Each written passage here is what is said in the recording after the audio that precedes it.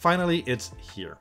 Alder Lake is Intel's 12th generation core processor, and it's built on the Intel 7 process technology. It is also Intel's very first high-performance hybrid architecture with P-cores and E-cores. As per usual, a new CPU means new overclocking technologies. In this video, we'll dig into everything related to Alder Lake overclocking. We'll dig into the following topics. First, let's go over the Alder Lake architecture and highlight the things that are important for performance enthusiasts and overclockers. Then let's have a look at processor and ring overclocking, including the P-cores and the E-cores. Then continue with the integrated graphics overclocking. Then continue with DDR4 and DDR5 memory overclocking. Then cover some other small topics about overclocking. Then let's have a look at some of the ASUS ROG Z690 overclocking tools. Then lastly, let's talk about some overclocking expectations for ambient cooling and finish off with an overclocking example. Alright, we have a lot to cover, so let's jump straight into the video. Intel Alder Lake is the 12th generation Intel Core processor, which features an all-new core design with performance hybrid architecture and Intel Thread Director. It's built on the Intel 7 process technology, formerly known as 10nm Enhanced Superfin. It's a scalable SoC architecture, which means Alder Lake will cover all client segments from 9W for ultra-thin notebooks to 125W for gaming and workstation desktops. Well, 125W plus.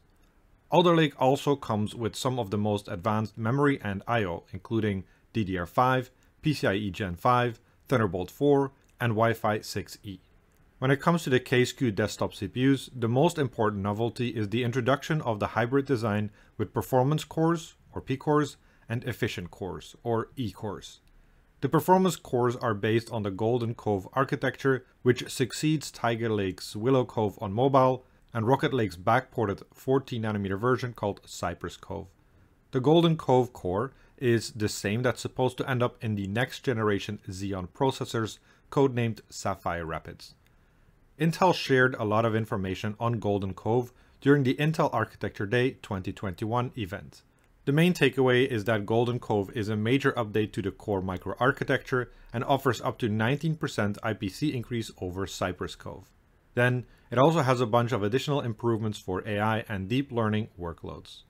The efficient cores are based on the Gracemont microarchitecture, which succeeds Jasper Lake's Tremont on low-power devices. The efficient cores are optimized for power and density efficient throughput, as opposed to the performance cores, which are optimized for maximum performance. From an enthusiast perspective, there isn't much exciting about the efficient cores other than they enable higher multi-threaded performance. Intel claims the efficient cores provide over 40% more performance at 40% lower power than Skylake in single-threaded applications and over 80% more performance at 80% lower power in multi-threaded applications. If you want to know more about this, I'm sure there are plenty of media out there that already did the testing. One interesting insight from the Intel Architecture Day is that the E-core 4MB L2 cache is shared among 4 E-cores. This will come back later when we talk about overclocking the CPU cores. Note that Alder Lake does not officially support AVX512. Although it had been mentioned in certain documents that the P-cores are AVX512 capable, it looks like the functionality has been disabled. Well, let's talk about it later. And that's about it, really. To summarize, here are the things that overclockers and enthusiasts should be excited about. A new process technology for desktop CPUs, if we don't count the Tiger Lake and 11900KB processor, new Golden Cove P-cores, new Gracemont E-cores, and new DDR5 technology. The overclockable K-SKU processors again come in 3 flavors: Core i9, Core i7, and Core i5. Each of the 3 flavors has a K and KF variant. The only difference between the 2 variants is that the KF comes without integrated graphics. The integrated graphics included in the Alder Lake desktop CPUs is the Intel UHD Graphics 770. The architecture is identical to Rocket Lake, though there are a couple of minor feature upgrades. The desktop CPU integrated graphics has up to 32 execution units. The base clock frequency is 300 MHz, and the turbo boost frequency is 1550 MHz. Alder Lake fits the LGA 1700 socket and will work on 600 series and possibly future 700 series motherboards. The The LGA 1700 socket should also be compatible with Alder Lake's successor Raptor Lake, which is rumored to arrive in the second half of next year. Before we get into the overclocking, let's first have a look at the Alder Lake topology from the perspective of clocking and voltage. From the clocking perspective, Alder Lake resembles Tiger Lake a lot more than Rocket Lake, as it inherits the internal CPU clock generator. The standard Alder Lake platform has a 38.4 MHz crystal as a reference clock to the PCH.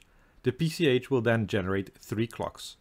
38.4 MHz reference clock for the CPU internal clock generator, 100 MHz PCI BCLK for the PCIe, DMI and I/O, and 24 MHz frequency for TSC, display and ISVID controllers. The CPU internal clock generator then generates the 100 MHz base clock frequency used for all the parts inside the CPU. This is different from Rocket Lake, where the PCH PLL would generate the 100 MHz base clock frequency with no interference from the CPU. The main reason for including the internal clock generator would be to provide a cost-saving opportunity for low-cost systems or platforms. However, just like Rocket Lake, on high-end desktop motherboards, you'll still find an external clock generator feeding the 100 MHz BCLK frequency to the CPU. There doesn't seem to be any obvious difference between using the internal or external clock generator, though motherboard vendors will argue the external clock generator will offer greater granularity and/or range. Whichever way you get the 100 MHz BCLK, this clock is multiplied with specific ratios for each of the different parts in the CPU. Each P-core has its own PLL and can run at its own frequency. This is pretty much identical to Rocket Lake. However, things are a bit different for the E-cores, as they are grouped in clusters of 4. The maximum supported ratio is up to 120x, though I doubt anyone will ever get there. While the technical documentation references a separate ratio for the E-core's L2 cache, it appears that the Atom L2 cache frequency is linked to the Atom cluster. The ring frequency ties together the ring, last level cache, and CBO or cache boxes. The ring ratio can go up to 85x, but again, I don't think anyone will need ratios that high. The GT frequency or graphics frequency is based on the same 100 MHz BCLK, but first divides it by 2, then multiplies it with the GT ratio. Similar to Rocket Lake, it appears that slice and unsliced frequency are synced, but we'll get back to that later in this video. The GT ratio can go up to 42x, and while on Rocket Lake this was more than sufficient to achieve the highest overclocking frequency, on Alder Lake that's not quite the case. The system agent ratio is either 16x or 32x. Finally, the two memory controllers and system memory are driven by the same 100 MHz BCLK, however, also support 133 MHz as base frequency. The 133 MHz is derived from the 100 MHz BCLK, which is first multiplied by 4, then divided by 3. And the memory controller drives the clock frequency to the system memory. The memory ratio goes up to 63x, and combined with the 133 MHz frequency, this results in up to DDR5 16800. While Alder Lake clocking resembles Tiger Lake more than Rocket Lake, in the voltage department things are not quite that similar. Compared to Tiger Lake, Alder Lake transitions away from using fiber for the cores, ring, and integrated graphics. Instead, power gates are used. However, unlike Rocket Lake, some parts of the Alder Lake CPU are still powered using a fiber. Another major change is that, on DDR5 motherboards, the voltage for the memory ICs is now provided by the PMIC on the memory sticks. Previously, there would be a dedicated voltage regulator on the motherboard. The PMIC provides the VDD, VDDQ, and VPP voltage to the memory ICs. If we only consider the Alder Lake CPU and disregard the Z690 chipset, there are a total of 7 voltage inputs. Let's go over them one by one. First, the easiest one, VCC GT. This voltage powers the GT or integrated graphics. It supports both override and adaptive voltage mode. Second, VCC IA. IA stands for Intel Architecture and is the collective term for all Intel CPU cores. Therefore, logically, the VCC IA powers both the P cores and E cores. It also powers the ring, last level cache, and CBOs. As this is a single rail, all parts will run at the same voltage. Interestingly, Alder Lake does offer support for different voltage configuration for each core. We'll cover this when we talk about the processor and ring overclocking. VCC-IA supports both override and adaptive voltage mode. Do note that the VCC-IA voltage goes through a power gate before it reaches the P cores and E cores. This enables turning off voltage to specific cores for power saving and core disabling purposes. Third, VCC-in aux. Here's where the voltage gets more complicated than Rocket Lake. VCC-in is the input voltage for the fully integrated voltage regulators. The fibers power a lot of parts inside the CPU, including the E-core L2 cache, Uncore, and so on. Fourth, the VDD2 voltage rail is directly providing a voltage to the memory data pins on the processor, which are for the DDR-PHY of the memory controller. Fifth, VCC MIPI-LP drives some of the analog parts. Sixth, VCC-1P8 CPU drives the parts that require 1.8 volt supply. Lastly, the VCC-1P05 CPU drives the parts of the CPU that requires a 1.05 volt supply. When it comes to overclocking, we're primarily concerned with the VCC-IA, VCC-GT, VDD2, and some of the fiber-driven voltages like VCC-SA and VCC-DDQ. We'll talk about the voltage tuning more specifically in the following sections. Overclocking the Alder Lake CPU is in broad terms highly similar to Rocket Lake. That is, we still primarily make use of the Turbo Boost 2.0 technology to configure our maximum CPU ratios. Alder Lake also inherits a lot of overclocking features from previous generation processors. In the next couple of sections, we'll have a look at all the inherited technologies as well as new overclocking features that are relevant for Alder Lake CPU and ring overclocking.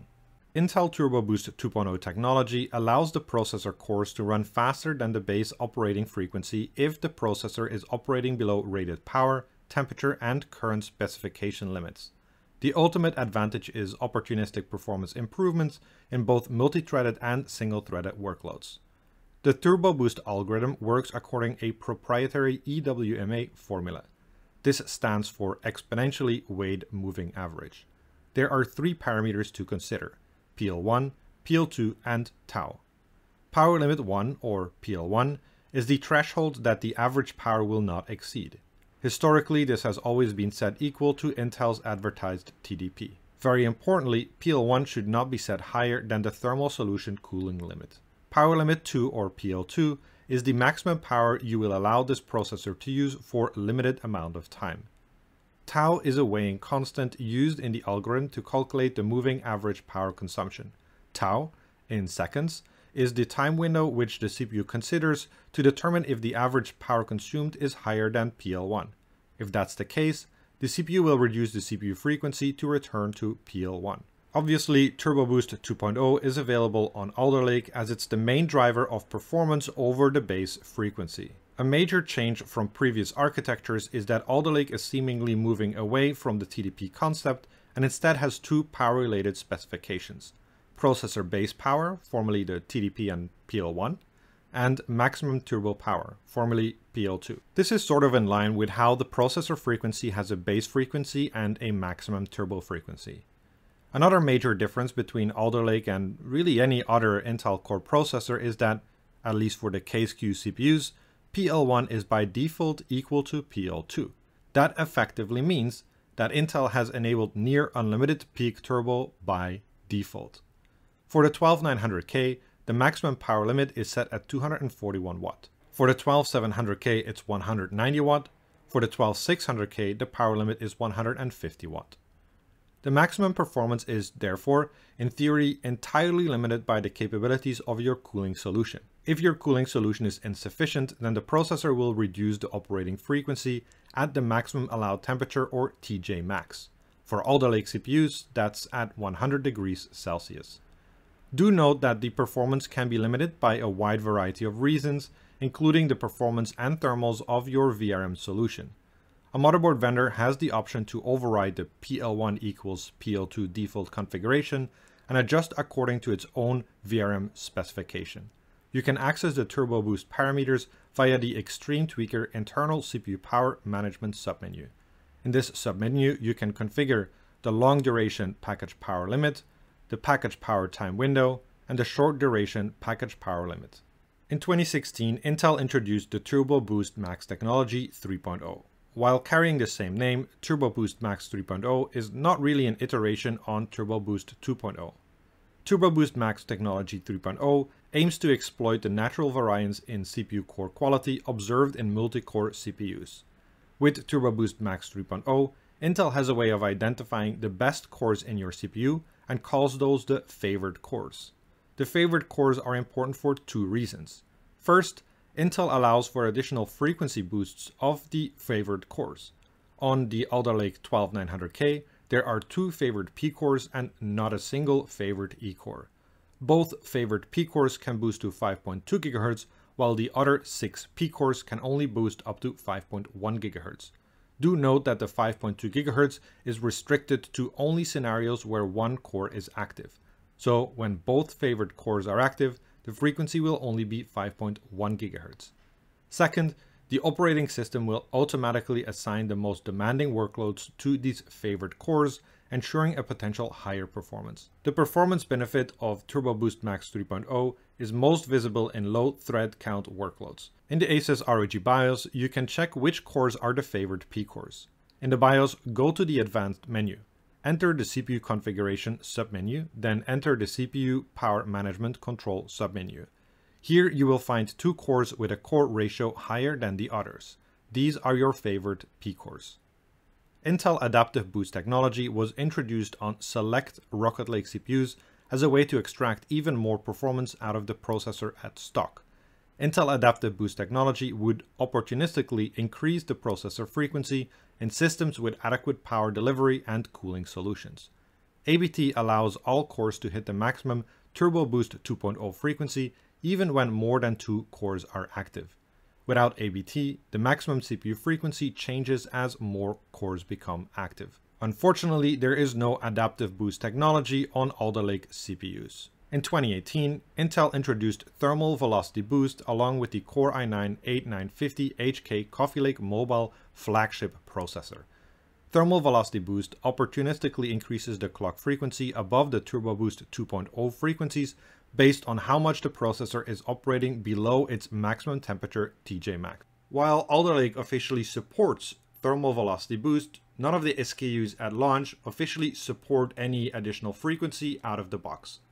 That said, the voltage optimizations feature of TVB is still enabled by default. In the ASUS ROG BIOS, you can configure Thermal Velocity Boost via the Extreme Tweaker Thermal Velocity Boost submenu. With the introduction of Intel Cryo Cooling technology in 2020, Intel opened up the Thermal Velocity Boost configuration to motherboard vendors. Cryo cooling leverages the Peltier effect to enable sub-ambient cooling solutions. Obviously, the cryo cooling technology aims to leverage the lower operating temperatures of sub-ambient cooling solutions to increase the overclocking headroom. The implementation of OCTVB on Alder Lake is very similar to Rocket Lake. The OCTVB function configures the ratio offsets on a by-core usage basis. That means the CPU ratio reduction is based on not just the CPU package temperature, but also how many cores are active. Additionally, similar to Rocket Lake, it appears that OCTVB also supports the secret per-core ratio offsets. Do note that OCTVB is available only for the P cores and not for the E cores.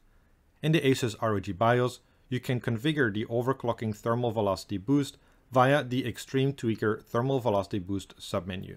You can either use two of the ASUS Boost profiles or configure everything manually. I explained how to configure overclocking Thermal Velocity Boost on ASUS motherboards in a previous video, so I suggest you to check out that one in case you want a more detailed explanation. The voltage for the CPU cores, P core and E core, as well as ring, are all driven by the VCCIA voltage rail. That means you can only set a single voltage for all these parts of the CPU. The voltage can be set in two ways, adaptive or override. Override mode specifies a single static voltage across all ratios. It is mostly used for extreme overclocking purposes where stability at very high frequencies is the only consideration. Adaptive mode is the standard mode of operation.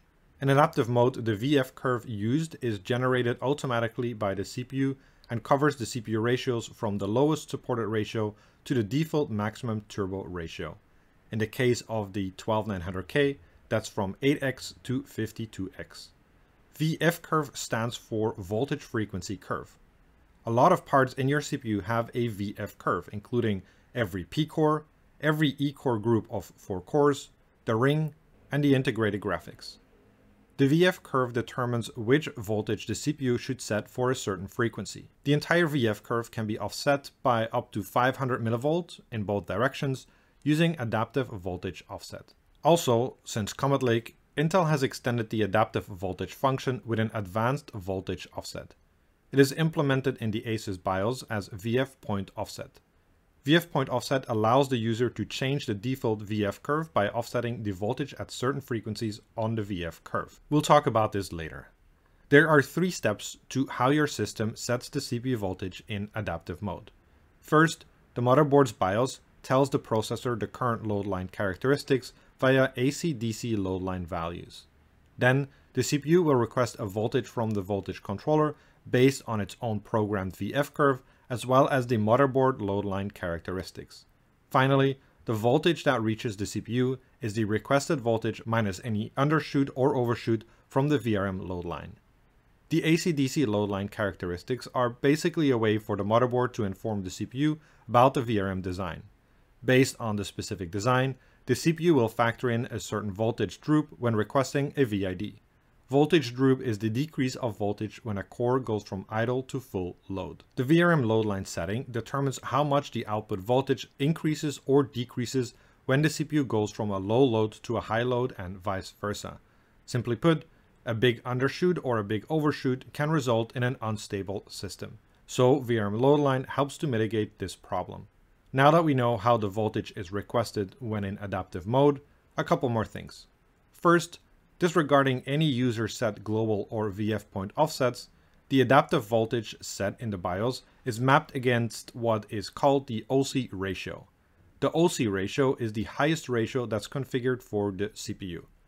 When you leave everything at default, the OC ratio is the default maximum turbo ratio plus 1. In the case of the 12900K, the default maximum turbo ratio is 52x, which is the Turbo Boost Max 3.0 frequency. So the default OC ratio is 52 plus 1 equals 53x. In the case of the 12700K, the OC ratio would be 51x. In the case of the 12600K, the OC ratio is 50x. When you manually overclock, the OC ratio is the highest ratio you configure across all the various settings and options. Second, there is a specific set of rules that govern which adaptive voltage can be set. A. The voltage set for a given ratio n must be higher than or equal to the voltage set for ratio n minus 1. For our 12900K, the VF curve is defined up to 52x, so the OC ratio is 53x. If the voltage for 52x is 1.296 volt, then setting the adaptive voltage, which is mapped against the 53x ratio, to anything below 1.2965 is pointless. Since 52x is specified to run at 1.296 volt, 53x will always run at 1.296 volt or higher. Usually, BIOSes will allow you to configure lower values. However, the CPU internal mechanisms will override your configuration if it doesn't follow the rules. B. The adaptive voltage configured for any ratio below the OC ratio will be ignored.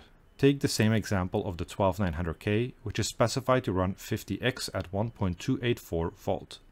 If you try to configure all cores to 50x, use adaptive voltage mode, and set 1.40 volt, the CPU will ignore this because it has its own factory fused target voltage for all ratios up to 52x, and it will use those voltages.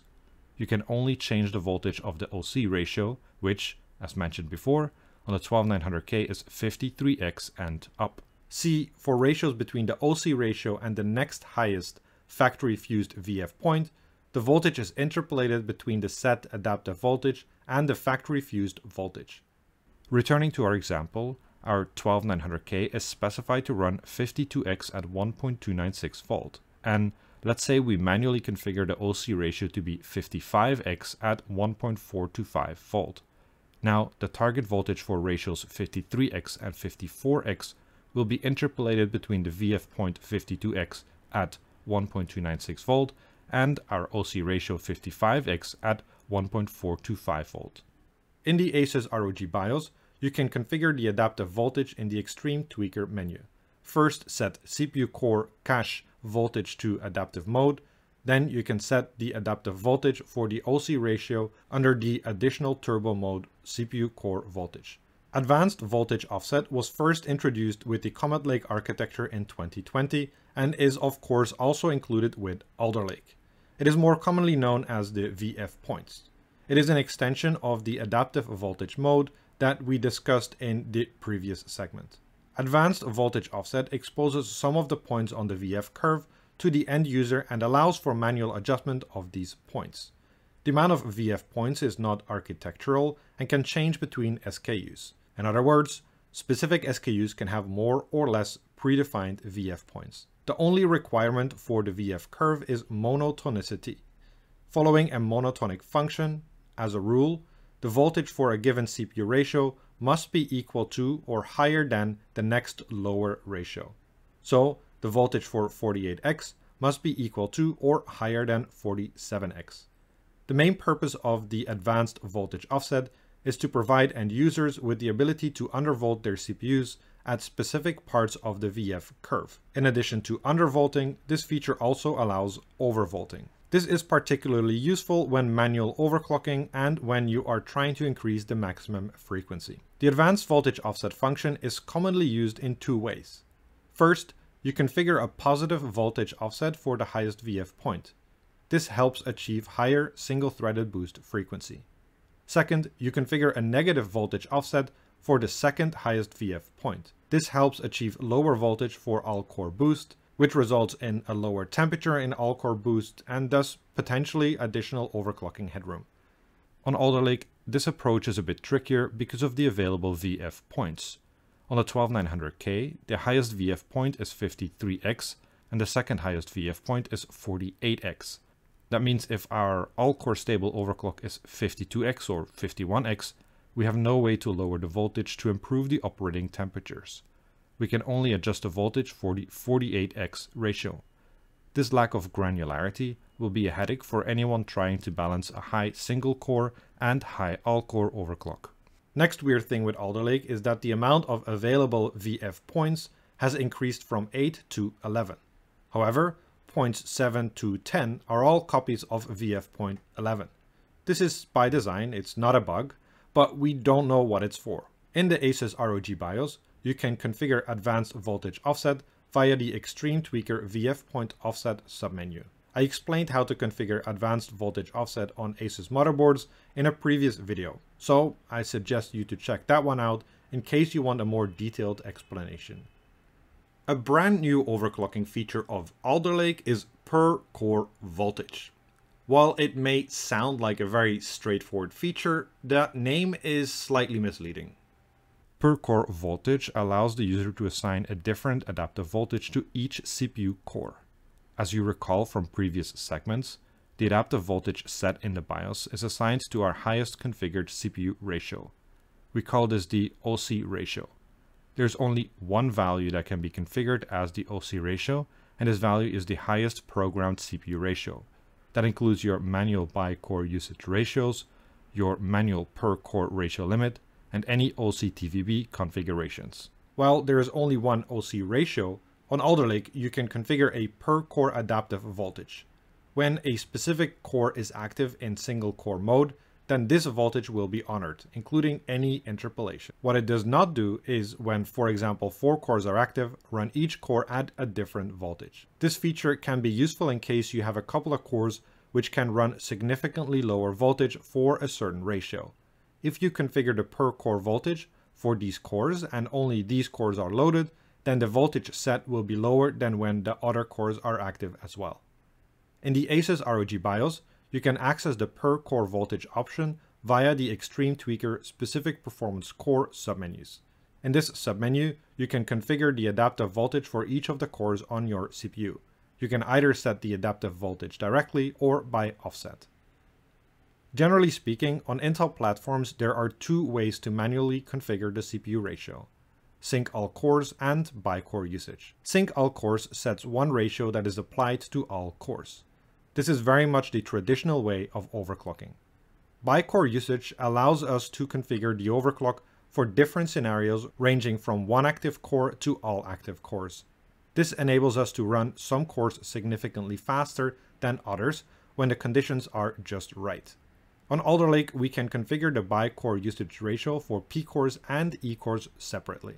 So we can set the maximum ratio for one active P core to 8 active P cores and for one active E core to 8 active E cores. In the ASUS ROG BIOS, you can configure the by-core usage ratios in the Extreme Tweaker menu.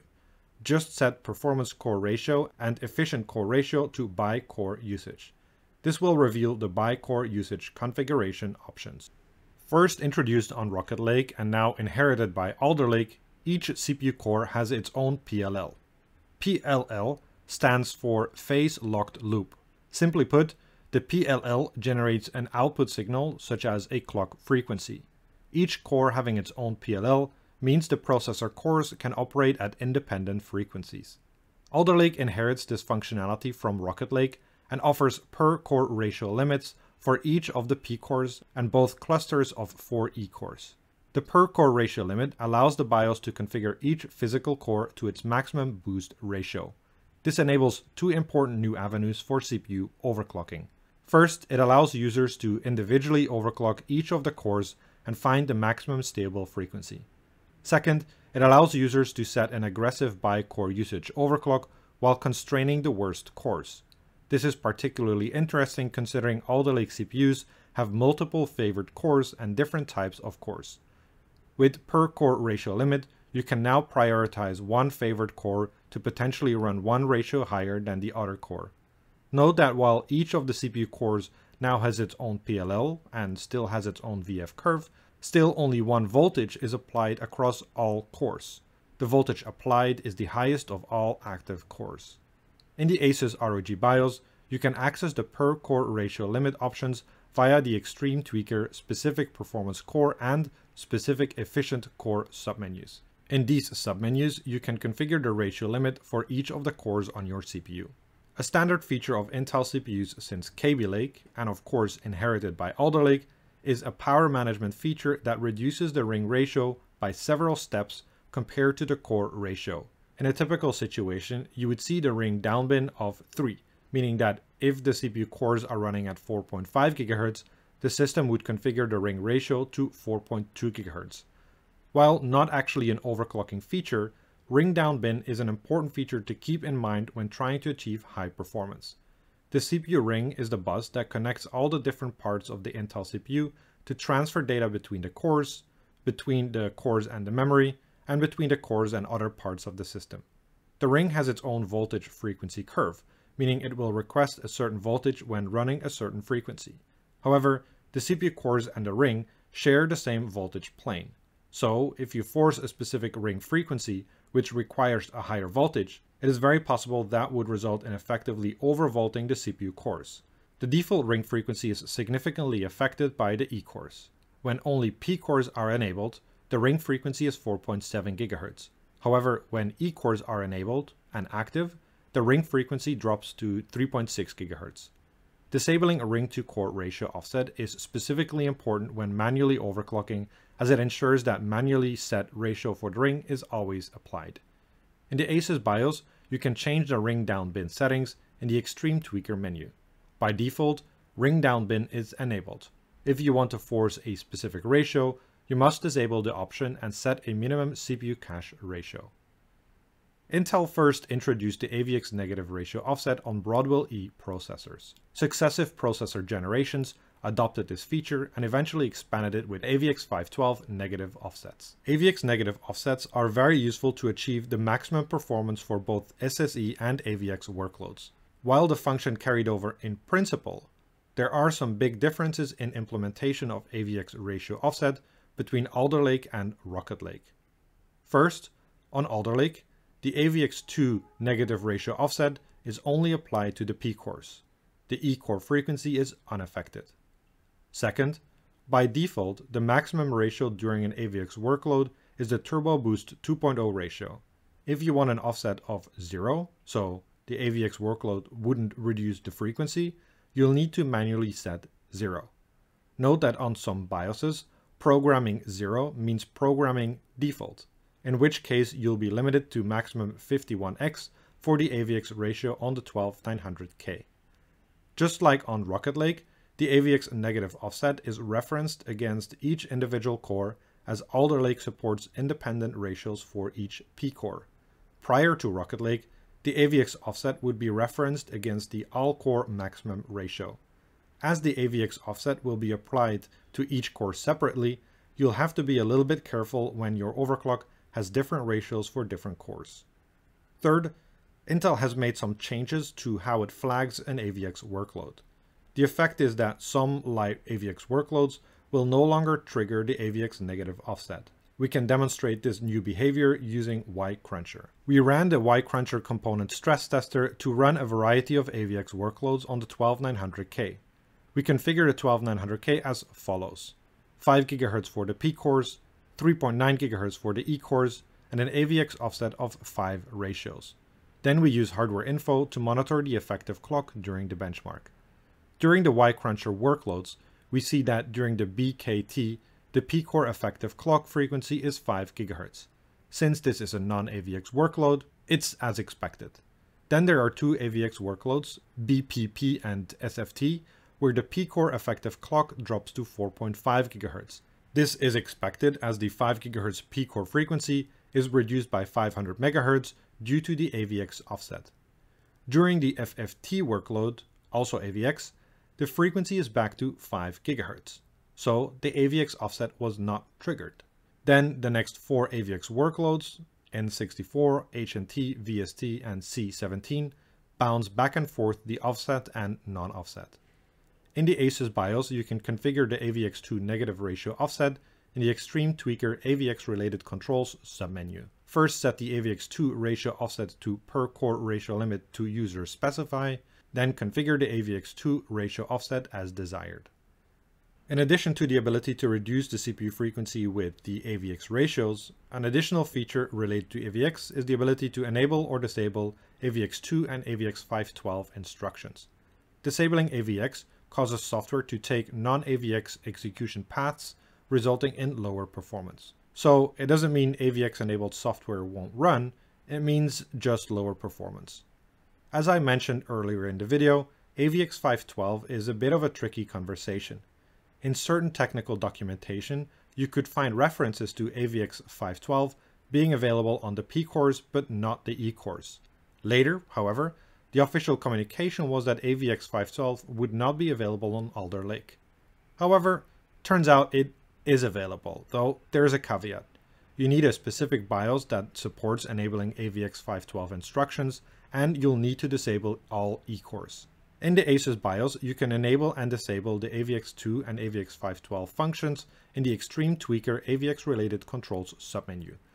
If you wish to disable the E cores in the ASUS ROG BIOS, you can do so in the Advanced CPU Configuration submenu. Simply set Active Efficiency Cores to 0. Another feature that was first introduced on Rocket Lake and is inherited by Alder Lake is AVX Voltage Guardband Scale Factor. Voltage guardbanding ensures that the effective voltage stays within the required range at all times to ensure stability. Users are given an option to change the voltage guardband when running AVX2 instructions using the voltage guardband scale factor. The scale factor is a number between 0 and 2, where 0 means no scale factor is applied and 1 means the default scale factor is applied.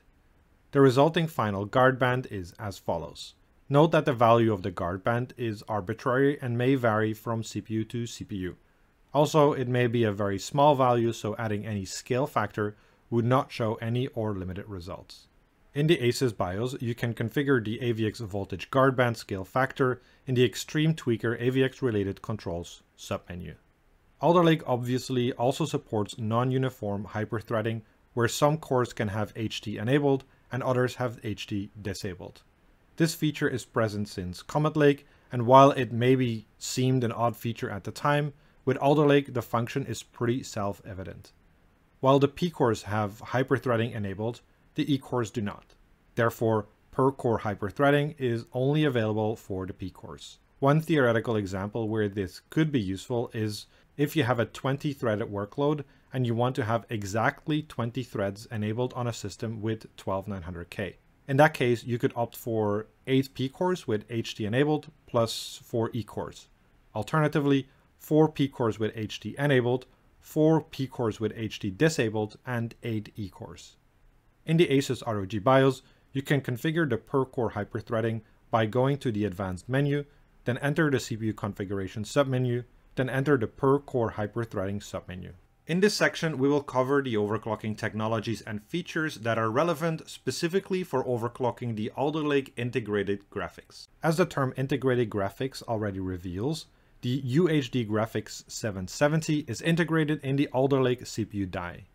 While it takes up a sizable chunk of the total die, the majority of the chip is used to place the 8 Golden Cove CPU P cores and 8 Gracemont CPU E cores, its cache, and the ring bus. The design of the integrated graphics can be separated into 3 parts: the slice, the unslice, and the display block. The slice is a cluster of subslices, each of which contains the elements of the actual graphics compute engine, like the execution units.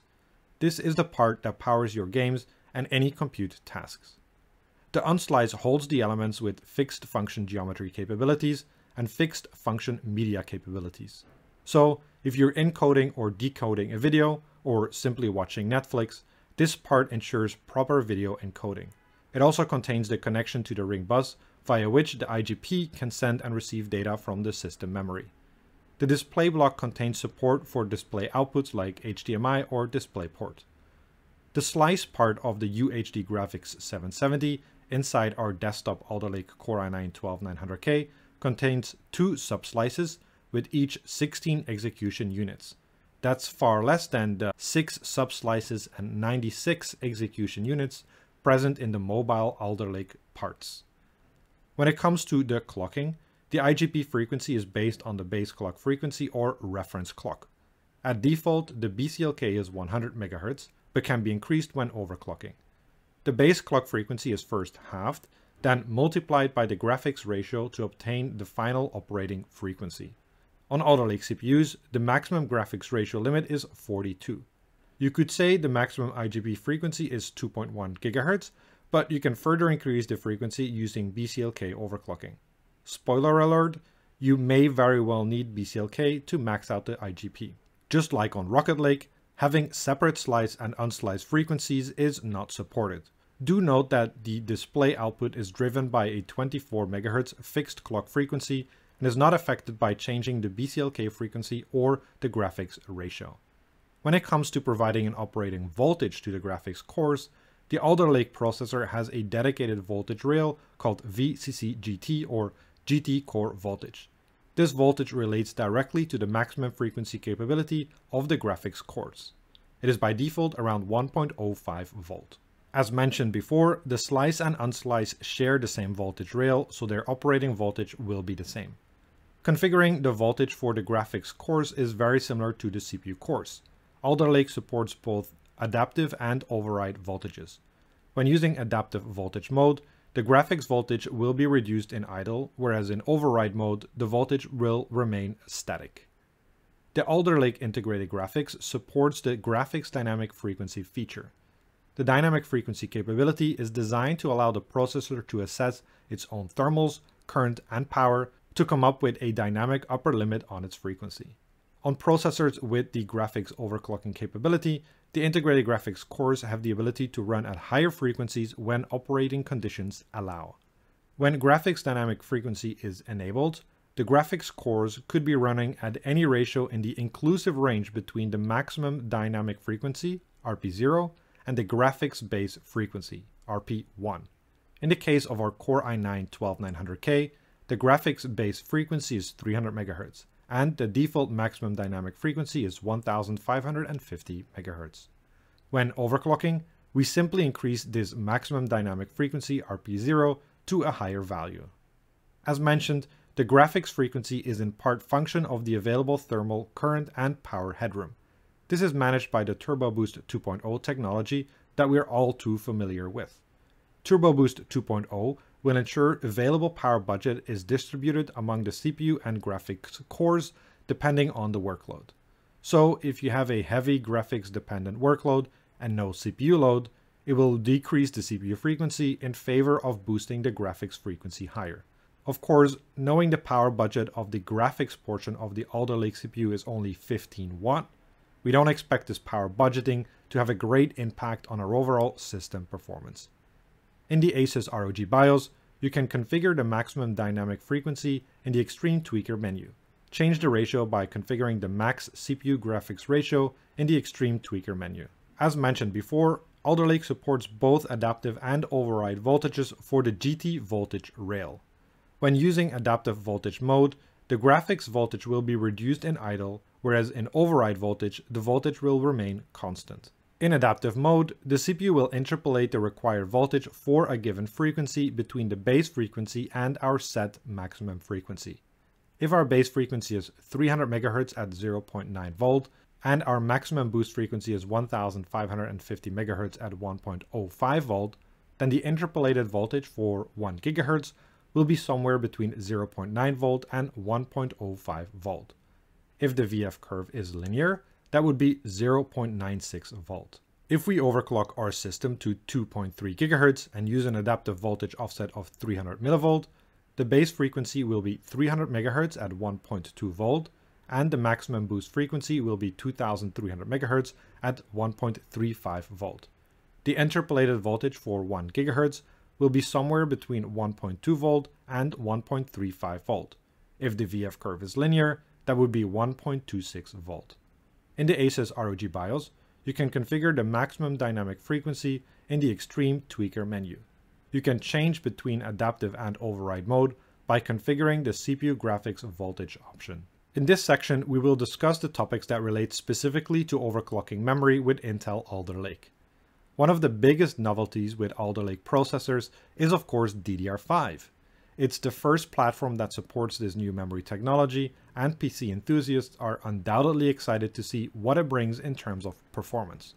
While Alder Lake is primarily a platform for DDR5, the CPU also supports DDR4. We won't spend that much time on DDR4 overclocking as it's very similar to Rocket Lake. However, let's have a closer look at DDR5. There are 6 key advantages of DDR5 versus DDR4. 1. Higher bandwidth. DDR5 enables clock rates of up to 3.2 GHz, resulting in a data rate of 6.4 gigabits per second. This is double of what DDR4 is specified to, though of course the overclocking world record of DDR4 has already surpassed DDR4 7000. DDR5 4800 is the equivalent of DDR4 1600 base specification. DDR5 6400 is the equivalent of DDR4 3200 maximum specification. 2. Lower power. The I/O voltage has been reduced from 1.2 volt on DDR4 to 1.1 volt on DDR5. 3. Better power efficiency. The power management has moved from the motherboard VR to the DIMM PMIC. PMIC stands for Power Management Integrated Circuit. 4. Higher memory efficiency and lower latency. DDR5 offers 2 40-bit channels per DIMM, whereas DDR4 offers only one 72-bit channel per DIMM. Longer burst length. DDR4 burst chop length is 4 and burst length is 8. For DDR5, burst chop and burst length will be extended to 8 and 16 to increase burst payload. Burst length of 16 allows a single burst to access 64 bytes of data, which is the typical CPU cache line size. It can do this using only one of the 2 independent channels. 6. Higher capacity. The maximum die density has increased from 16 gigabits to 64 gigabits. So, while a DDR4 module can have up to 64 GB of memory, DDR5 modules increase this to 256 GB. On-die ECC is available, though note that ECC must be supported by the memory controller. While the current DDR5 JEDEC specification lists up to DDR5 6400, it is expected this will further increase to DDR5 8400 and beyond in the future. So, the main takeaway from DDR5 is that speed and capacity will go up, while voltages go down. Also, the voltage is no longer provided by the motherboard voltage regulator, but by the onboard PMIC. PMIC stands for Power Management Integrated Circuit, and its purpose is exactly what you think it is: provide power regulation for the memory module. JEDEC, the organization responsible for developing open standards for microelectronics, such as DDR5, outlines 5 motivations for moving the memory voltage regulation from the motherboard to the memory module. 1. Power integrity and signal integrity concerns. 2. Cost reduction. 3. Form factor. 4. Voltage accuracy. And 5. DRAM customization. On Alder Lake desktop, the DDR5 PMIC has 2 input voltages, 5 volt and 3.3 volt. On server platforms, it looks like this may be 12 volt and 3.3 volt. The spec further defines 4 switching output regulators for 2x VDD, VDDQ, and VPP, and 2 LDO outputs of 1.8 volt and 1.0 volt. VDD is 1.1 volt, VDDQ is 1.1 volt, and VPP is 1.8 volt. The PMIC also has plenty of other features such as I2C and I3C, over voltage and over temperature protection, and so on. As every DDR5 stick has its own PMIC, you can run separate voltages on the sticks. Fortunately, some, if not all BIOSes, will allow you to sync the voltage of your memory modules. There are multiple PMIC vendors including Renesas, Richtech, and Ampeg. Which vendor is the best for overclocking is hard to say, as we're still so early in the DDR5 lifecycle, and, of course, there is a shortage of DDR5 ICs. What is important to know for overclocking, however, is that there are 2 types of PMICs, secure and non-secure. The main difference is that secure PMICs support voltages up to 1.435 volt in steps of 5 mV, and non-secure PMICs support voltages up to 2.07 volt in steps of 10 mV. This granularity is important for extreme overclockers who are looking to push the memory frequency to the limit. For daily overclocking, the upper limit of 1.435 volt will be sufficient. Also note that it looks like the motherboard vendors have already found a way to unlock secure PMICs. So there's that. In the ASUS ROG BIOS, you can access the PMIC settings in the Extreme Tweaker Advanced Memory Voltages submenu.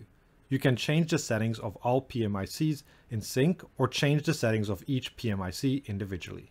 At launch, there will be DDR5 ICs available from 3 manufacturers: Micron, Hynix, and Samsung. The overclocking capabilities of each of the ICs is still a big unknown. Generally, it looks like Micron is the worst of the bunch. Then Hynix and Samsung are somewhat on par, with Hynix maybe having the edge in overall performance, meaning frequency and timings.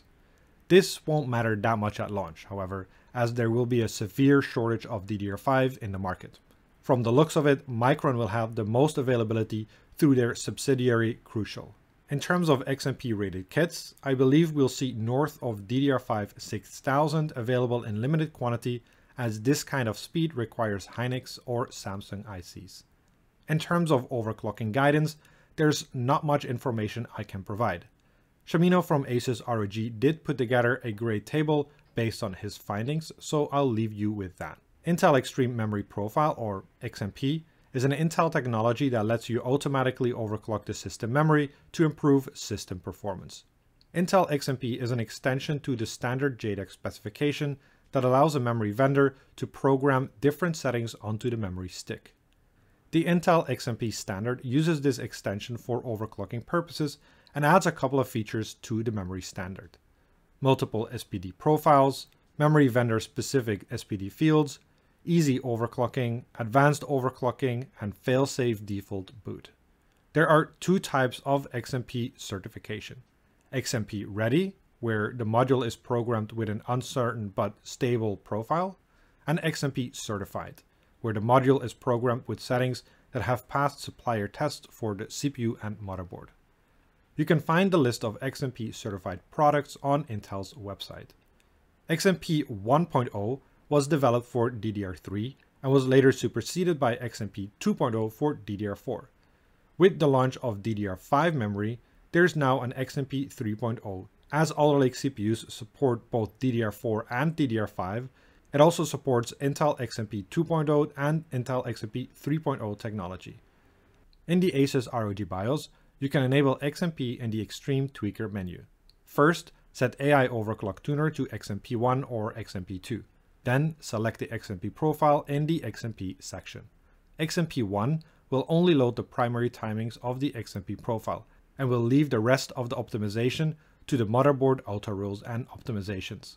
XMP2 will load the complete XMP profile and disregard any auto rules from the motherboard. Intel Extreme Memory Profile 3.0 is the new XMP standard for DDR5.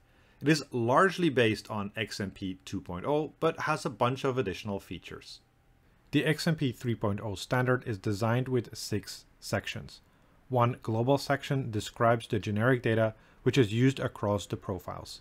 The other 5 sections are designed for 5 profiles respectively. Profile 1 is meant for the performance profile. Profile 2 is designed for extreme settings. Profile 3 is designed for the fastest settings. Profile 4 and 5 are rewritable and meant for user custom settings. The global section has only few configurable fields, such as the XMP ID string, XMP version, XMP organization, and so on. Each profile has a wide range of configurable fields related to voltage, frequency, and memory timings, including the module VPP, module VDD, module VDDQ, and so on. The main takeaway from XMP 3.0 is the following. It offers more profiles, including 2 which are rewritable by the user to save custom settings. It offers extended functions to distinguish between OC and non-OC memory sticks, where non-OC follows JEDEC and OC allows for extended voltage, current, and frequencies. The memory profile now includes also a voltage for the CPU memory controller. In the ASUS ROG BIOS, you can enable XMP in the Extreme Tweaker menu. First, set AI Overclock Tuner to XMP1 or XMP2. Then, select the XMP profile in the XMP section. We talked about XMP1 and XMP2 before. As mentioned before, the Alder Lake CPU now has 2 memory controllers. On a typical 4-DIMM motherboard, the memory slots are organized as follows, from left to right: memory controller 0 DIMM 0, memory controller 0 DIMM 1, memory controller 1 DIMM 0, and memory controller 1 DIMM 1. Depending on your definition of what constitutes a memory channel, on Alder Lake with DDR5, we'll talk about dual channel or quad channel. That's because a DDR5 module consists of 2 40-bit subchannels versus DDR4, where there's only one 72-bit channel. So, assuming we consider a DDR5 module a dual channel module, we can consider the following configuration. The default memory controller frequency will also be different for DDR4 and DDR5. With DDR4 memory, the default memory controller frequency is the same as the memory frequency. So, at DDR4 3200, the memory frequency is 1.6 GHz, so the memory controller frequency will also be 1.6 GHz. With DDR5 memory, the default memory controller frequency is half of the memory frequency. So, at DDR5 4800, the memory frequency is 2.4 GHz, so the memory controller frequency will be 1.2 GHz. You can change the memory controller frequency either by altering the BCLK frequency or by changing the gear mode.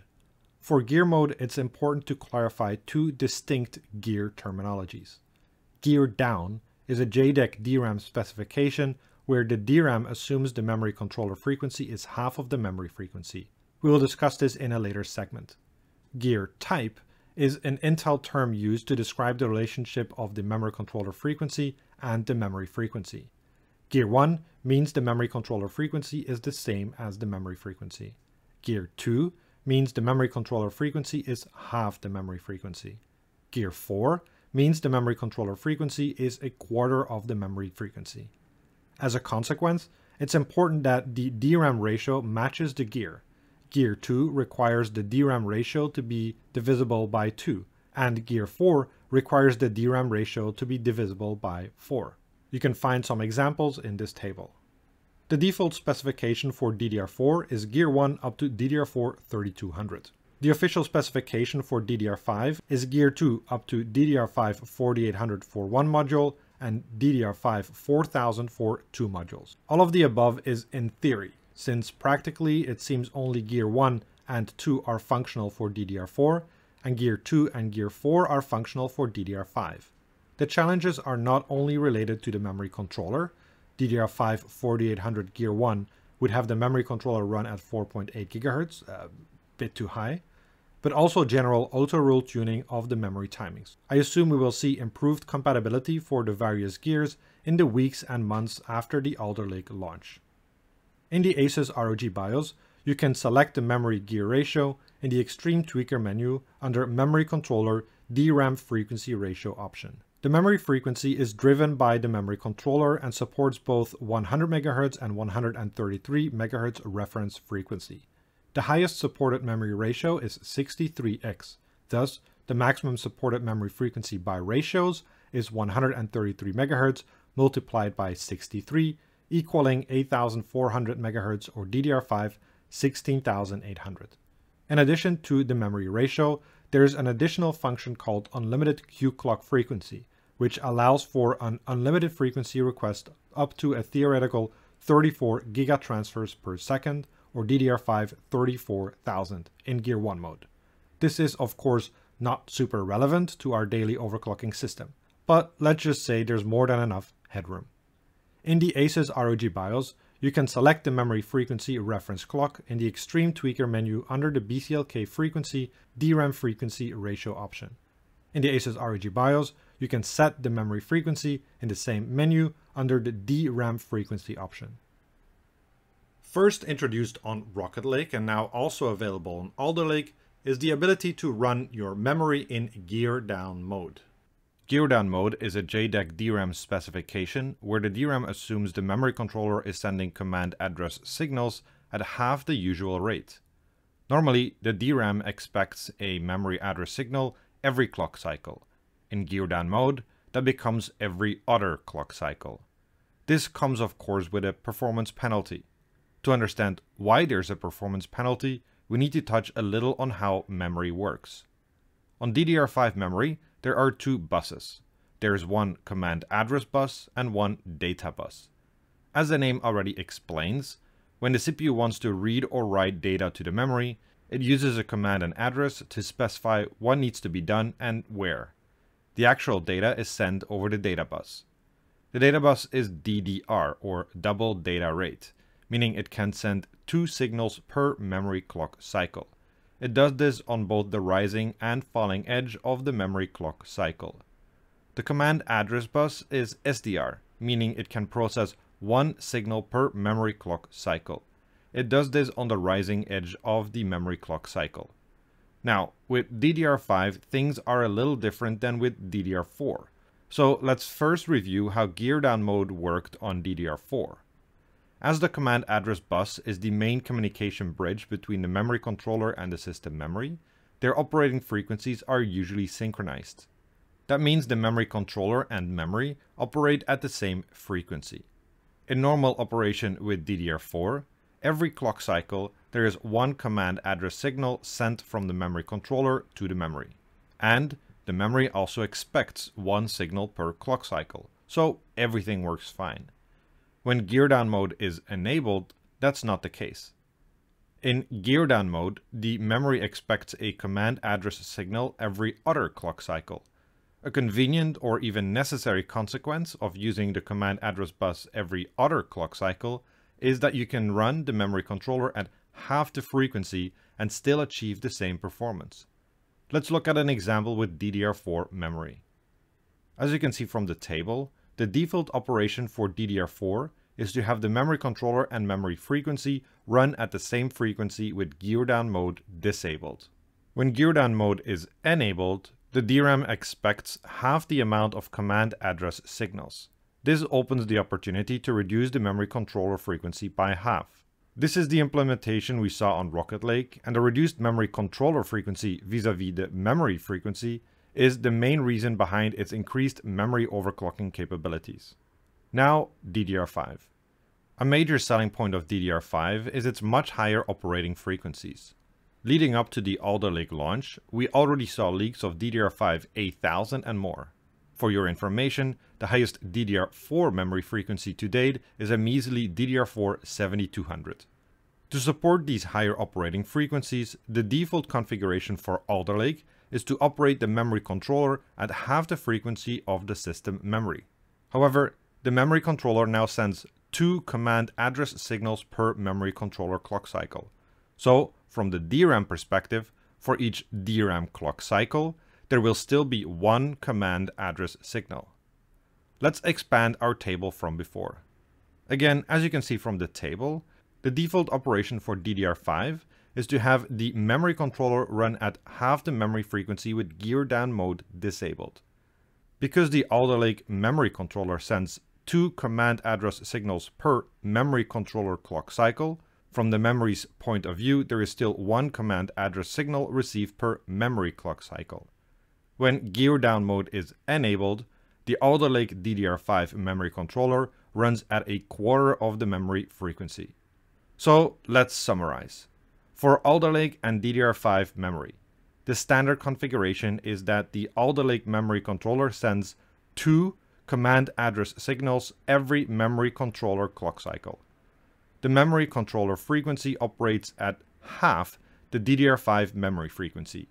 So, the effective amount of command address signals processed by the DDR5 memory is still 1 every memory clock cycle. Memory gear down mode specifically means that a command address signal is sent every other memory clock cycle. This allows us to operate the memory controller frequency at half the usual rate. For Alder Lake and DDR5, that means when gear down mode is enabled, the memory controller will operate at a quarter of the memory frequency.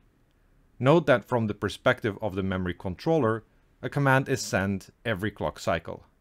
At the end of the day, the point of gear down mode and gear types is that you can run higher memory frequency by reducing the memory controller frequency. However, what's possible in theory isn't necessarily useful in practice, so let me leave it at this.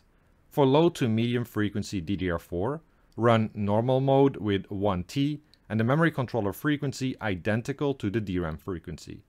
For high to extreme frequency DDR4, run gear down mode with 2T and the memory controller at half the DRAM frequency. For regular frequency DDR5, run gear down disabled with 1T and the memory controller frequency at half the DRAM frequency. For extreme frequency DDR5, run gear down enabled with 2T and the memory controller frequency at a quarter of the DRAM frequency. Broadly speaking, tuning the memory timings on DDR5 is very similar to DDR4. The timings themselves haven't changed, so any knowledge you have from DDR4 is useful for DDR5 tuning as well.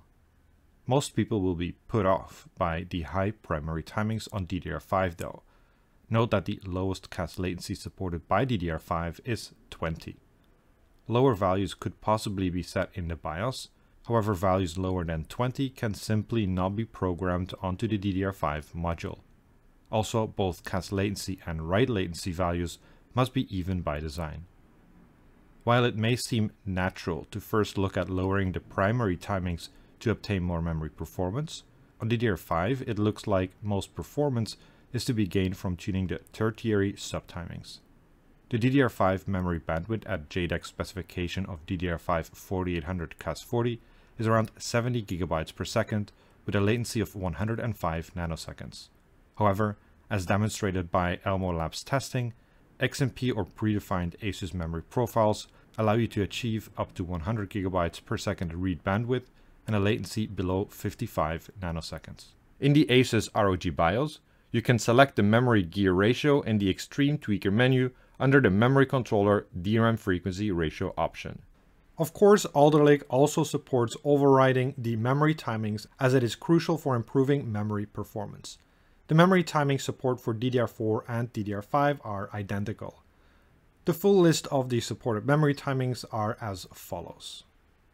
In the ASUS ROG BIOS, you can access the memory timings in the Extreme Tweaker DRAM Timing Control submenu. In the following section, we will cover overclocking related topics that didn't quite fit the other categories. BCLK aware adaptive voltage was introduced along with the Kaby Lake processors all the way back in 2016. To understand its function, you can refer to the adaptive voltage mode explanation from earlier in this video. Whereas the adaptive voltage is designed to work with only the CPU ratios, when enabling BCLK-aware adaptive voltage, the processor scales its voltage calculations for all the VF power domains and produces voltage based on the frequency as opposed to the multiplier. The VF power domains include the CPU cores, the ring, and the integrated graphics. In the ASUS ROG BIOS, you can enable or disable the BCLK-aware adaptive voltage in the Extreme Tweaker menu.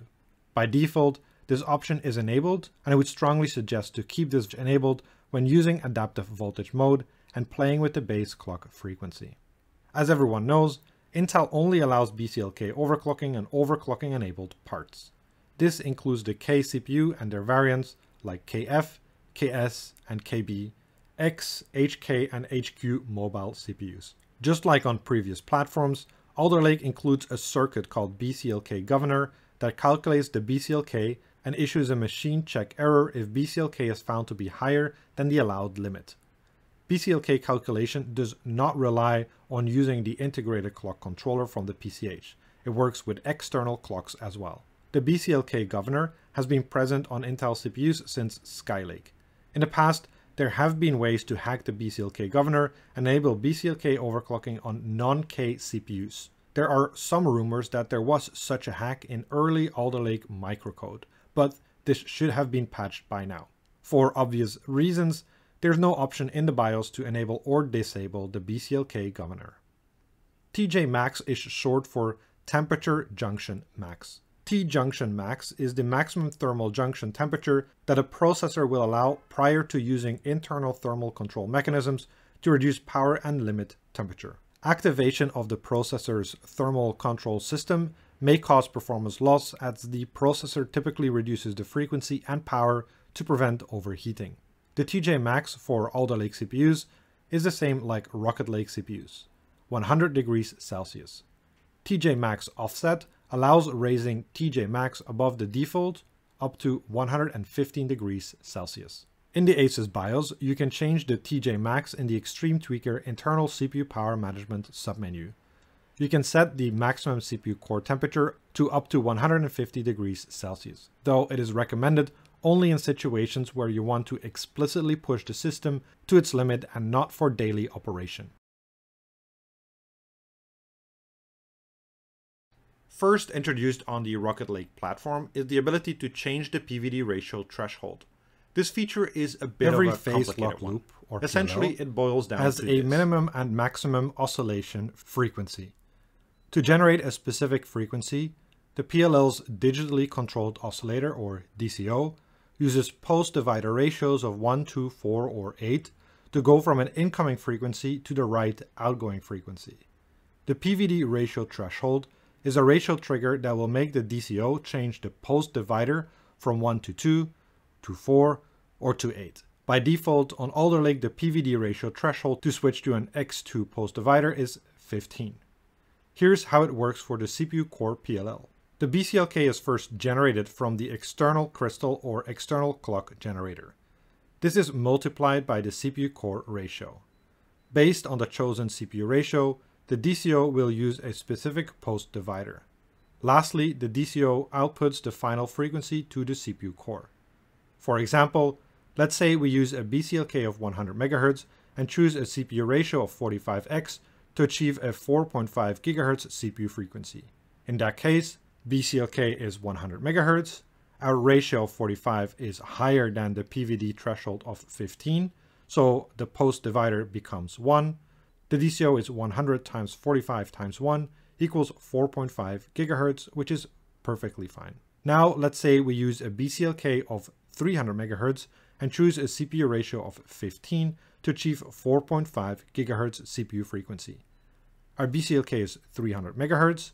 Our chosen CPU ratio of 15 triggers the X2 post divider. The DCO is then 300 times 15 times 2 equals 9000 MHz. This is way too high. The Change PVD Ratio Threshold option allows us to change the threshold to switch to the X2 post divider. This can help prevent out-of-range DCO frequency when greatly increasing the BCLK frequency. In the ASUS ROG BIOS, you can configure the PVD ratio threshold in the Extreme Tweaker Tweaker's Paradise submenu. New on Alder Lake is a feature called CEP, or Current Excursion Protection. It appears to work similar to the VIN tracker on ASUS X299 motherboards, as enabling it reduces the current draw and temperatures by phantom throttling. However, the analogy is as per observation and thus non-technical. The actual way it works is unknown at the moment. In the ASUS BIOS, you can enable the Current Excursion Protection option in the Extreme Tweaker Internal CPU Power Management submenu. FLL stands for Frequency Locked Loop. Now, I'm not an electrical engineer, so I won't be able to explain how it works from a technical perspective. Therefore, let me just focus on the practical stuff. Leading up to the Alder Lake product launch, there were some issues with extreme overclocking. This is not uncommon, as pretty much every platform requires less or more work to enable extreme overclocking. One of the issues that popped up was a PLL related bug that caused the CPU frequency to report much higher frequencies than it was actually running, even much higher than 10 GHz. This is of course not real. The FLLOC option fixes this specific issue with extreme overclocking. For extreme overclocking aficionados who look forward to the maximum CPU frequency on Alder Lake, I believe CPU-Z should already have the FLLOC mode check in place to ensure the overclocking records validated on the website show the correct frequency. This should be the case from CPU-Z version 1.98. In the ASUS BIOS, you can access the FLOC mode option in the Extreme Tweaker Tweaker's Paradise submenu. I believe only normal has been officially validated. Either way, this is only useful for extreme overclocking. In this section, we will cover the new overclocking technologies that come with the ASUS ROG Maximus Z690 Extreme motherboard. For many years, motherboard vendors have tried to include automatic overclocking profiles in the BIOS. However, most of the time the results are a mixed bag, because the profiles would either be overly optimistic in terms of frequency or overly generous in terms of the voltage. So often you end up AI with a slightly unstable or overheating system. Instead of working with preset profiles, the system will monitor the CPU and cooling system throughout an initial phase of testing, then, based on its findings, predict the optimal settings. The system will then automatically guide the overclocking process and adjust voltages and frequency to match your cooling system. The better your cooling, the higher your AI overclock. There are 3 steps to enabling AI overclocking. First, reset the BIOS to default settings. Then, reboot and enter the operating system. Run a couple of heavy workloads such as Cinebench R23, Realbench, or Intel XTU for 10 to 30 minutes. Then return to the BIOS and enter the AIOC guide menu from the top. Make sure to read through the explanation, and when ready, simply click Enable AI. You can also access the detailed AI overclocking configuration settings in the Extreme Tweaker's AI Features submenu. Also, you can select the AI optimized setting for the performance core ratio and efficient core ratio in the Extreme Tweaker menu. I've used ASUS AI overclocking in previous SkatterBencher videos, so if you want to learn how to use it, you can check out those. I may revisit the AI overclocking feature in more detail in the future. ASUS Multi-Core Enhancement is a single BIOS option that removes all limits constraining the Turbo Boost 2.0 algorithm. Effectively, it allows the CPU to run at maximum turbo boost frequencies indefinitely. On Z690 motherboards, ASUS has enabled this option by default. A major difference with the performance impact of MCE on Alder Lake versus the previous Intel generations is that Intel, by default, is very generous with the maximum power for Alder Lake. As mentioned before, for Alder Lake K CPUs, the sustained power limit has been set higher than the TDP. For the 12900K, it's 241 watt. For the 12700K, it's 190 watt. And for the 12600K, it's 150 watt. Unlocking the power with MCE will therefore yield less of a performance increase over default, as the 12900K CPU package power with MCE unlocked is around 300 watt in an all-core AVX2 workload. In the ASUS BIOS, you can enable or disable ASUS Multi-Core Enhancement in the Extreme Tweaker menu. I briefly covered this feature in the Rocket Lake launch video, as well as SkatterBencher number 25 with the Core i9-11900K. In essence, this feature allows you to configure a maximum temperature for the CPU. The ASUS motherboard will track the CPU temperature during operation, and once the temperature exceeds your target temperature, the CPU frequency will be reduced. It does not do this directly by adjusting the CPU ratio, but rather by adjusting the Turbo Boost 2.0 power limit parameters. By lowering the power limits, the Intel CPU will adjust the CPU ratio down on its own. By default, ASUS has disabled the setting on the Z690 motherboards. It is enabled when you use AI overclocking, and then the package temperature threshold will be set to 90 degrees Celsius. In the ASUS ROG BIOS, you can adjust the package temperature threshold in the Extreme Tweaker AI Features submenu. Alternatively, you can also configure it in the Extreme Tweaker Internal CPU Power Management submenu. To enable the feature, first set Regulate Frequency by Above Threshold to Enabled, then set the temperature threshold in the package temperature threshold field. Voltage suspension is a new feature that was launched with the Crosshair 8 Extreme motherboard. The term suspension is akin to suspension of a car, though I prefer the more technical term V-clamp. The purpose of V-clamp is to force the core voltage to stay within a specific range, even when using a dynamic voltage like with adaptive voltage mode. To achieve this, there is a special hardware circuitry on the motherboard PCB. Essentially, the circuitry has two main functions. One function to monitor what the CPU requests as a VID, so the voltage, and another function to correct this request and adjust it according to our own custom suspension rules. We can configure the voltage suspension by setting the voltage ceiling and voltage floor. Obviously, the ceiling is our maximum voltage and the floor is our minimum voltage. We can configure the ceiling and the floor in static mode or dynamic mode.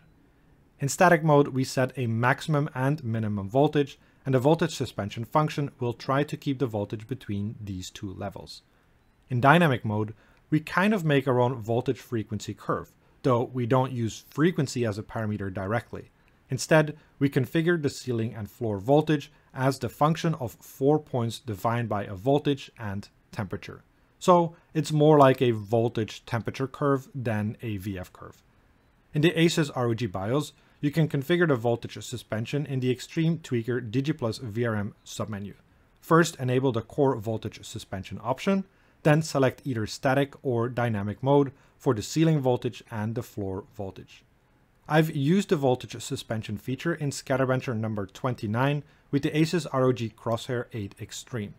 You can check out that video or the standalone focus video if you want more information. As voltage suspension really helped me maximize my all-core overclock, I am planning to have a look at how to use it with Alder Lake CPUs in a future video. Vlatch was a brand new feature on the previous generation of ROG Maximus Apex and Extreme motherboards. The feature allows the enthusiast to see the true Vmin and Vmax of your CPU core voltage. Explaining Vmax gets complicated very quickly. Earlier in this video, so I talked about Intel Adaptive Voltage Mode. There I explained how the CPU and motherboard VRM interact to provide a certain voltage. There are 3 basic steps. 1. The motherboard communicates about its board design to the CPU via the AC/DC load line. 2. The CPU requests a certain voltage using a VID, which is a combination of the factory-defined VF curve and the AC/DC load line. 3. The voltage provided by the motherboard VRM is a requested voltage minus any adjustment by the VRM load line.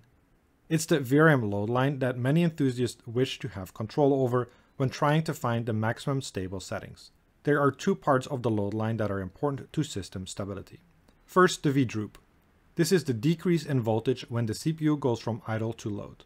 Obviously, you want your CPU to be stable in all scenarios, so knowing what's the lowest voltage the CPU will run at is very important. After all, if the voltage is too low, then the overclock will be unstable. Second, the undershoot and overshoot. These are very brief spikes that occur when the CPU switches from idle to load or from load to idle. These spikes cannot be measured easily and usually requires an expensive oscilloscope to detect.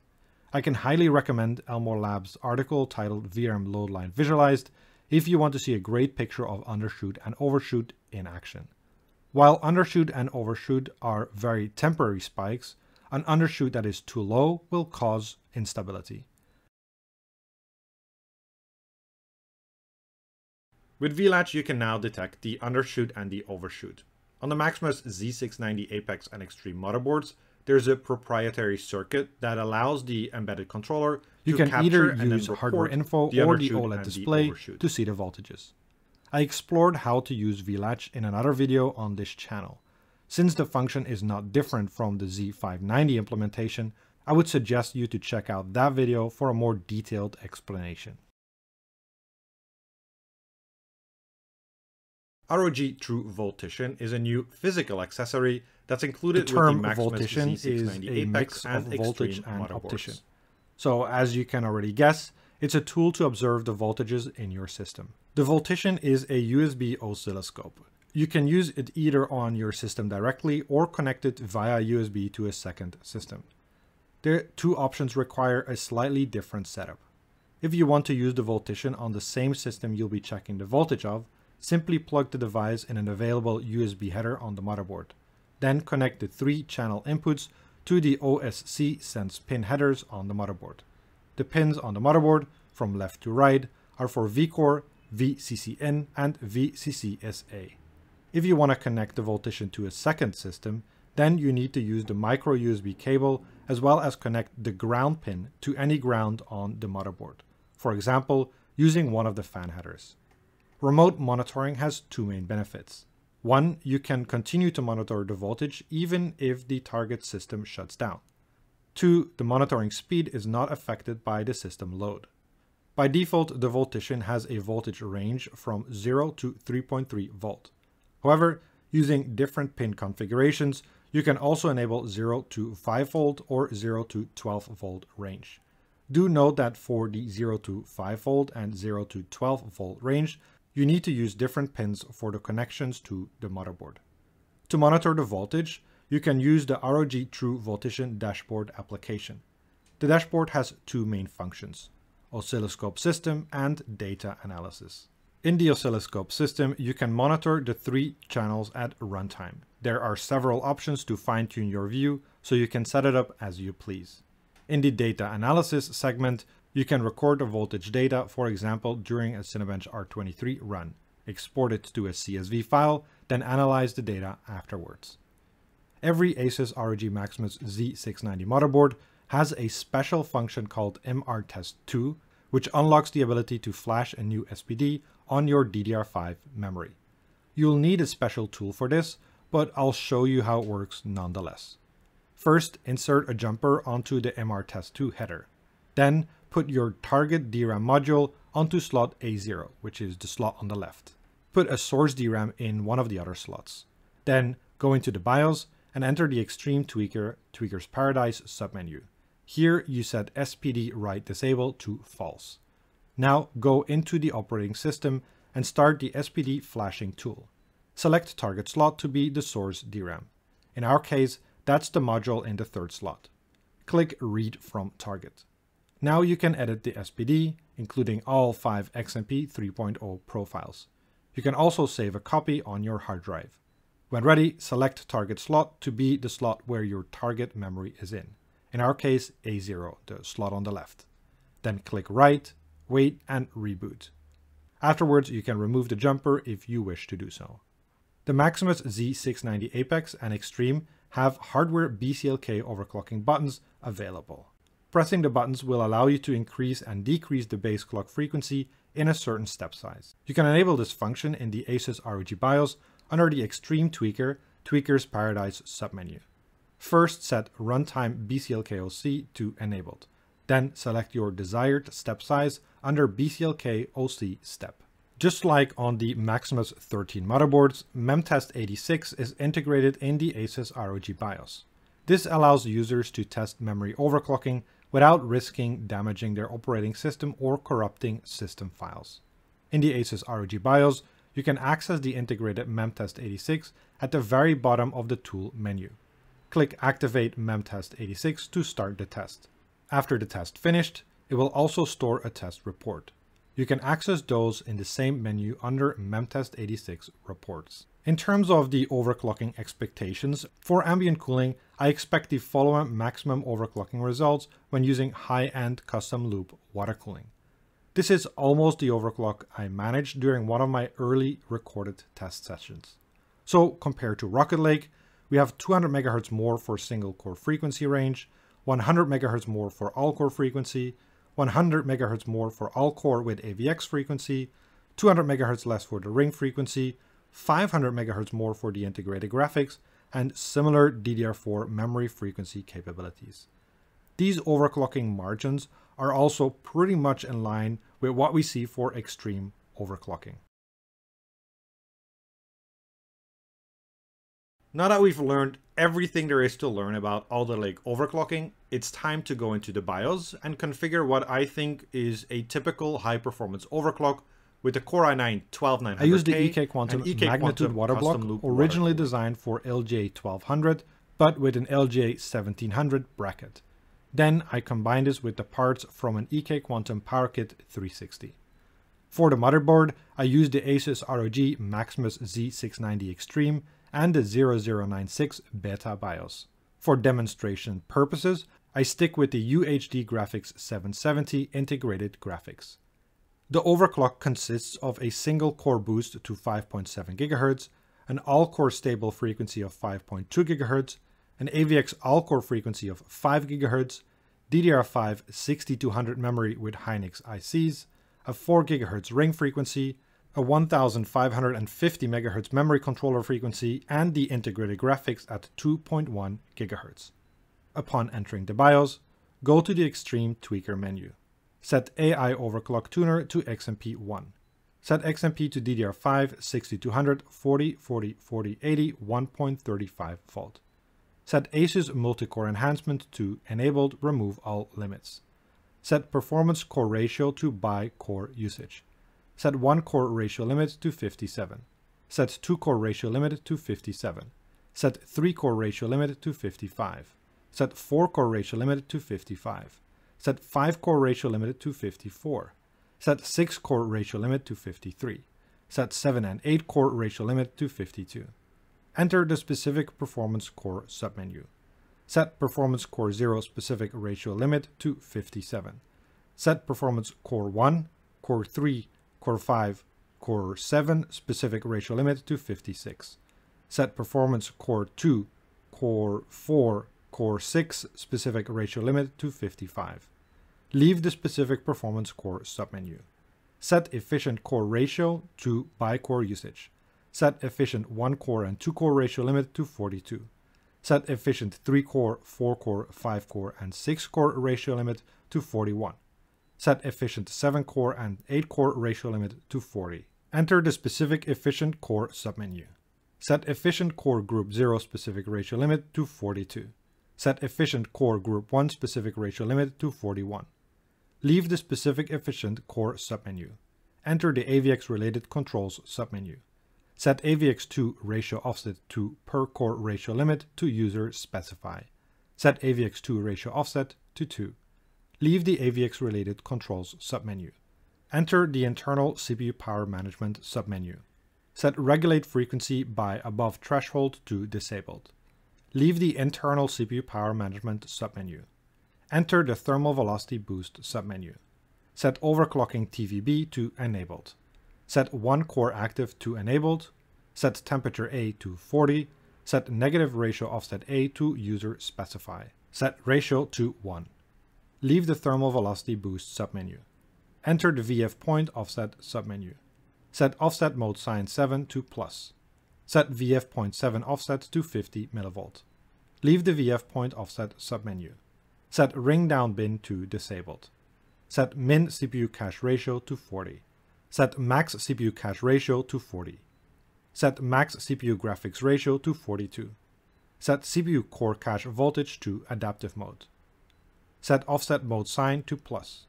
Set additional turbo mode CPU core voltage to 1.35 volt. Set CPU graphics voltage to offset mode. Set offset mode sign to plus. set CPU graphics voltage offset to 150 mV, then save and exit the BIOS. We can boot straight to the Windows 11 operating system. In terms of performance, we can see a CPU-Z score of 897 and 12,168 points, and Furmark running at 35 frames per second. Of course, I cannot guarantee that every CPU in every system with every kind of custom loop water cooling will achieve this kind of an overclock. This is just what I was able to achieve with this one CPU sample. Alright, that's it for this video, or movie. As you can see, there's a lot to talk about when it comes to Alder Lake overclocking. In the next couple of weeks, I'll be putting up more SkatterBencher overclocking guides, so stay tuned for that. Also, as per usual, if you have any questions or comments, feel free to drop them in the comment section below. Thanks for watching and see you next time.